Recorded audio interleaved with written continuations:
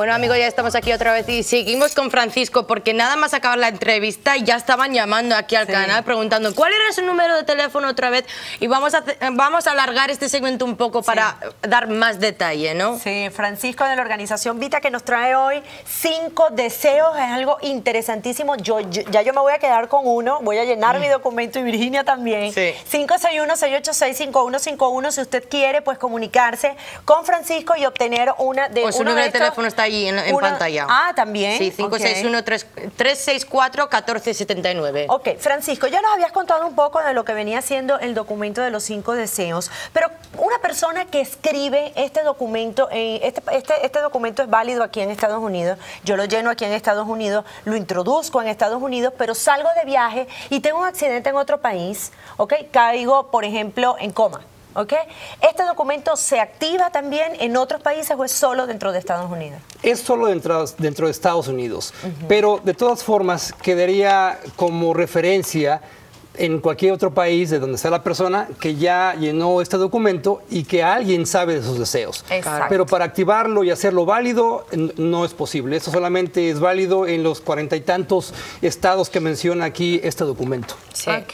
Ok, también por aquí tengo otra pregunta, Virginia. ¿Cómo se puede cambiar estos 5 deseos? O sea, yo lleno mi documento, lo introduzco en Estados Unidos, pero resulta que dentro de 5 años quiero cambiar mis 5 deseos. ¿Puedo hacerlo? Buena pregunta. De hecho, mucha gente me dice, es que yo ya llené un testamento en vida. Y les digo, ok, bueno, no les estoy diciendo que lo cambien por esto, pero sí, efectivamente, si ya lo llenó 5 o 10 años atrás, es bueno que revisen los documentos para ver si efectivamente uno todavía siente lo que sentía o pensaba hace 10 años. Claro. Si uno ya llenó este documento y en 5 años quiere cambiarlo por alguna razón, lo único que tiene que hacer es romper este documento y llenar uno nuevo. O si no lo rompe porque no lo encuentra mucha gente que lo deja por ahí escondido, que no lo recomiendo por supuesto, es entonces llenar un documento nuevo y al final, donde tiene la fecha, ponerle la fecha actual y obviamente el documento con la fecha más actualizada es el documento más válido. Ok, ¿y esto se tiene que notariar legalmente? No, en el estado de Florida no se requiere notarizar, sin embargo yo lo recomiendo.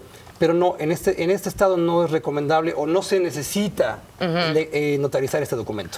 Y bueno, porque estábamos viendo el libro antes, cada deseo es algo diferente, ¿no? Sin duda, sin duda. Que a mí me gustaría ir por cada deseo a ver qué se tiene que hacer, como el deseo 1, a ver qué es. Correcto, básicamente el deseo número 1 es, ahí vas a escoger a las personas que van a ser tus representantes legales para tomar tus Y no decisiones. tienen que ser familiares, ¿no? Estaba diciendo, puede ser un amigo. Puede ser un amigo, puede ser un vecino, alguien de tu confianza, alguien que tú sepas que va a llevar a cabo tus deseos cuando sea necesario. Porque o sea, yo que estoy más sola que la una, que no estoy casada ni tengo hijos, ¿qué hago? ¿Sabes?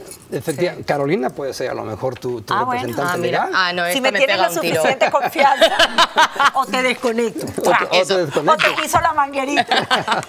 Pero mucha gente cree que escoger al esposo o a la esposa es la opción más obvia. No necesariamente. Yo he visto algunos casos donde la gente dice, yo quiero mucho a mi esposo, por ejemplo, pero no es muy querido, pero si, yo sé que si mi esposo tuviera llegar al momento, él a lo mejor no podría tomar la decisión de desconectarme, por ejemplo. Entonces, eso es lo que te quería preguntar también, porque vamos a decir que una mujer en esta situación está en como algo así, y su deseo es que le quiten la máquina, y tiene a su esposo como la persona principal, y el esposo dice, no quiero, ¿tienen que hacerlo legalmente por el documento?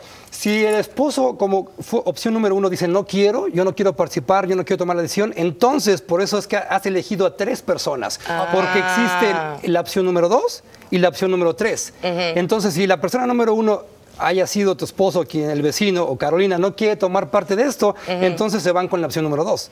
Es por eso que hay que tener 3 personas. A ver, pero si se quiere, sí que está tomando la decisión en contraria de la persona que está enferma. No puede. No puede porque para eso no puede.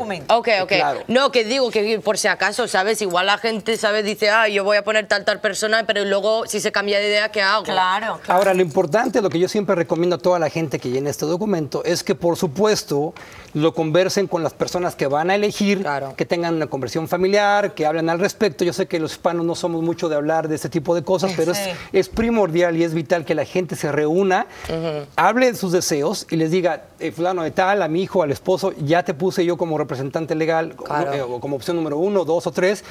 les den copia incluso de este documento para que obviamente ellos tengan acceso a este documento cuando sea necesario. Perfecto. O sea, también una pregunta, Francisco, que me intriga, porque estás hablando de que hay que darle copia a las personas, a los representantes que quedan aquí.